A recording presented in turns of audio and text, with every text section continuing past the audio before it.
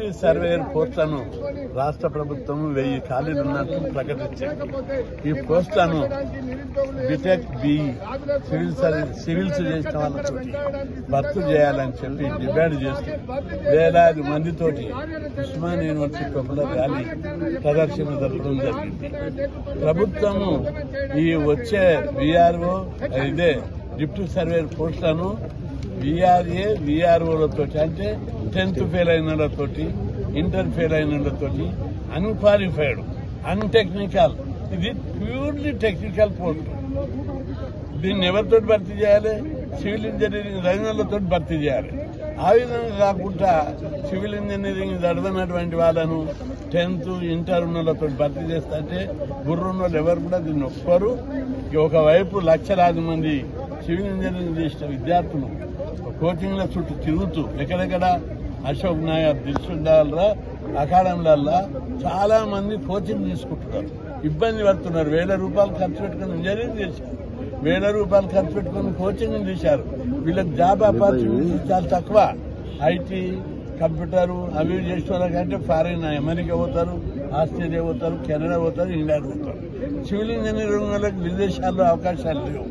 కాబట్టి ఇక్కడనే మన రాష్ట్రంలోనే వీరి సర్వీసెస్ ను వీరి యొక్క ప్రతిభను మనం వినియోగించుకోవాల్సిన అవసరం ఉంది. అందుకే 1000 పోస్టులు డిప్యూటీ సర్వేయర్ చాలా బల్క్ నోటిఫికేషన్.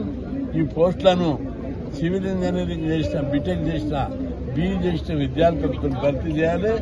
లేని పక్షంలో 1 ఇంచు కూడా గవర్నమెంట్ ముందుకు నడవనీయం. ఇంజనీరింగ్ స్టూడెంట్స్ తో పెట్టుకున్న వాళ్ళు ఎవరు ముందర పడలేదు.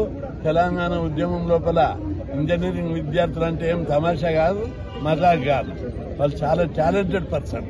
ఉద్యమాన్ని కూడా ఇంజనీరింగ్ చేస్తారు. వాళ్ళు ఎట్లా ఉద్యమం చేయాలి?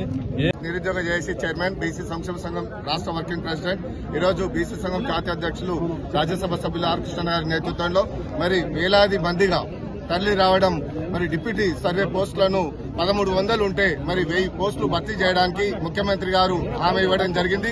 మరి ఈ 1000 పోస్టులు కూడా డిప్లొమా, ఇంజనీరింగ్, బీఈ, అదేవిధంగా ఐఐటి, ఐటీఐ ఇవన్నీ చేసినటువంటి వాళ్లతోని నైపుణ్యత ఉన్న వాళ్లతోని ఫిలప్ చేయాల్సిన బాధ్యత రాష్ట్ర ప్రభుత్వం మీద, అదేవిధంగా రెవెన్యూ మినిస్టర్ గారికి ఉంది. కానీ అర్హులైనటువంటి వాళ్లను పక్కకు పెట్టి వీఆర్ఏ వీఆర్ఓ వాళ్లకు 10th ఇంటర్ చదివినటువంటి వాళ్లకు ఈ పోస్టులను భర్తీ చేయడం అనేది ఏ రకంగా సాధ్యమవుతుందని చెప్పి నేను మినిస్టర్ గారికి, ముఖ్యమంత్రి గారికి నేను డిమాండ్ చేస్తున్నా. వీటిని అవకతవకలు జరగకుండా ఇవాళ డాక్టర్ చేసే వృత్తిని ఇవాళ లాయర్లు చేసే విధంగా, ఆపరేషన్లు చేసే విధంగా రాష్ట్ర ప్రభుత్వం మరి మంత్రివర్యులు రెవెన్యూ మినిస్టర్ చేసే పద్ధతి అట్లా ఉంది. ఎందుకంటే చదువుకున్న చదువులు ఎందుకు, మరి డిప్లొమాలు ఎందుకు, ఇంజనీరింగ్ ఎందుకు, ఈ బీఈ చదువులు ఎందుకు, మరి వీఆర్ఓ వీఆర్ఏలతోనే చదువు రాని వాళ్ళతోనే మరి పోస్టులను భర్తీ చేయండి. ఇలాంటి కార్యాచరణ చేయడం అనేది సరైన పద్ధతి కాదు. వెంటనే చదువుకున్నటువంటి ఎలిజిబుల్ ఉన్నటువంటి సమర్థత కలిగినటువంటి బీఈ, ఇంజనీరింగ్, అదేవిధంగా ఐటీఐ, డిప్లొమా చదివిన వాళ్లతోనే డిప్యూటీ సర్వే పోస్టులను భర్తీ చేయకపోతే రాష్ట్ర వ్యాప్తంగా పెద్ద ఎత్తున ఉద్యమం చేపట్టడానికి సిద్ధంగా ఉన్నామని చెప్పి హెచ్చరిస్తున్నాం. ఈ నూతన డిప్యూటీ సర్వేర్లను వీఆర్ఓలు కట్టబెట్టే అవకాశం ఉంది. మేము గత 2 నెలల నుండి ఈ ఉద్యమాన్ని చేస్తున్నాము. దాన్ని కన్సిడర్ చేయకుండా వీఆర్ఓలను భర్తీ చేసే అవకాశం, అంటే డిప్యూటేషన్ ద్వారా భర్తీ చేసే అవకాశం ఉంది. ఈ డిప్యూటీ సర్వేర్ అనేది ఒక టెక్నికల్ పోస్టు, టెక్నికల్ క్వాలిఫికేషన్ ఉన్న BTech in civil, ITI in civil, diploma in civil అభ్యర్థులతో భర్తీ చేయాలని మేము కోరుకుంటున్నాం. ఎట్ ద సేమ్ టైం ఏంటంటే గ్రామాల్లో చాలా భూ సమస్యలు ఎక్కువ ఉన్నాయి. అటు భూ సమస్యలు పరిష్కరించాలంటే ఒక టెక్నికల్ నాలెడ్జ్ ఉన్న పర్సన్స్ కావాలి. బీటెక్ సివిల్, ఐటీఐ సివిల్ చదివిన అభ్యర్థులు ఏంటంటే ఒక 4 సంవత్సరాలుగా ఒక టెక్నికల్ నాలెడ్జ్ తో లాటిట్యూడ్ కానీ లాంగిట్యూడ్ కానీ డీజీపీఎస్ టోటల్ ఇతర టెక్నికల్ నాలెడ్జ్ అర్హత కలిగి ఉంటారు, టెక్నికల్ నాలెడ్జ్ కలిగి ఉంటారు.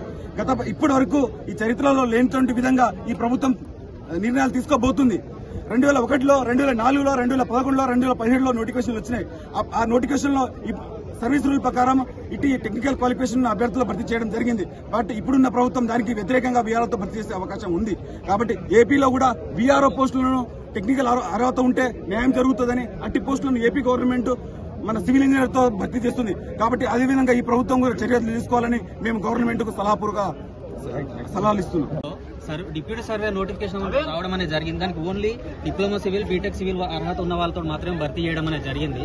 గవర్నమెంట్ ఇప్పుడు ఏం చేస్తుందంటే ఇంటర్మీడియట్ క్వాలిఫికేషన్, ఎలాంటి టెక్నికల్ సబ్జెక్ట్ లేని ఇంటర్మీడియట్ క్వాలిఫికేషన్ వాళ్ళతో ఫిల్ చేస్తామని అంటున్నారు.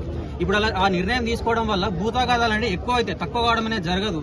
సో మేము ఇప్పుడు ఏమంటున్నామంటే గవర్నమెంట్ మేము టెక్నికల్ సబ్జెక్ట్ చదివి దాని మీద కన్సర్న్ సబ్జెక్ట్ నేర్చుకున్న వాళ్ళం చాలా మంది అవైలబుల్ ఉన్నాం. మమ్మల్ని తీసుకుంటే ఆ పోస్ట్ మేము న్యాయం చేయడం అనేది జరుగుతుంది. గవర్నమెంట్ కూడా ఖచ్చితంగా ఈ తీసుకున్న నిర్ణయాన్ని ఉపసంహరించుకొని టీజీపీఎస్సీ ద్వారా డైరెక్ట్ రిక్రూట్మెంట్ త్రూ ఫిల్ చేస్తే మాకు న్యాయం జరుగుతుంది. ఇది ప్రజాప్రభుత్వం, వీళ్ళు ఇలా చేస్తారని మేము భర్తీ చేస్తారని మేము నమ్ముతున్నాము. గవర్నమెంట్ కూడా ఖచ్చితంగా మాకు న్యాయం చేయాలని మేము కోరుకుంటున్నాం. న్యాయ వ్యవస్థలో కావచ్చు, పోలీసు వ్యవస్థలో కావచ్చు, వైద్య వ్యవస్థలో కావచ్చు, ఏ వ్యవస్థలో చూసుకున్నా గానీ ఆ వ్యవస్థలో సంబంధించిన అవగాహన ఉన్న వ్యక్తులు మాత్రమే ఉన్నారు. మరి అవగాహన వ్యక్తులు ఉన్నప్పుడు మాత్రమే ఆ దేశం కావచ్చు, ఆ నేల కావచ్చు అభివృద్ధి పరంగా గానీ ప్రగతి పరంగా గానీ అభివృద్ధి చెందడం జరుగుతుంది.